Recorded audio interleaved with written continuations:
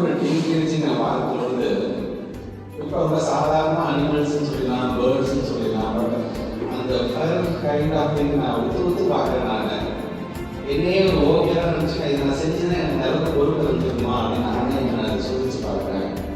But அது very great ஆக்சுவலாக.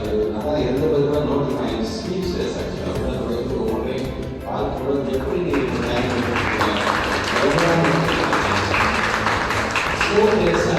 உட்காந்து வீட்டில் அப்புறம் கல்யாணம் பார்த்தீங்கன்னா கல்யாண பத்திரிக்கையில் இந்த ஊர்வலமாக கூட்டிகிட்டு போகிறது, அந்த மல்லாக்க கூட்டிகிட்டு போகிறது இன்னும் நடந்தது. அதை உட்காந்து அப்படியே பார்த்து வரைகிறது என்னோட வேலையாக வச்சுருக்கேன் நான்.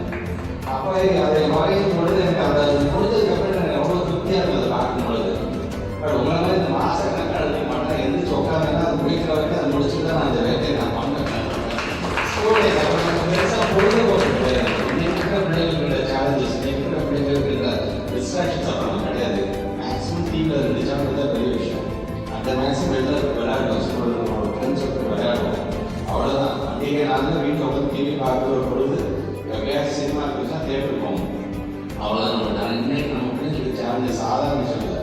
இப்படி நம்ம பேச்சை கேட்டு பள்ளி கொடுத்து போய் படிச்சுட்டு வந்து மார்க் வாங்கி அடுத்த கிளாஸ் போகும்போது நம்ம பிள்ளைங்க வந்து நீங்கள் அந்த அளவுக்கு பெரிய வேலை செய்கிறாங்க. ஏன்னா அவ்வளோ டிஸ்ட்ராக்ஷன்ஸ் இருக்குது. மொபைல் தொழில்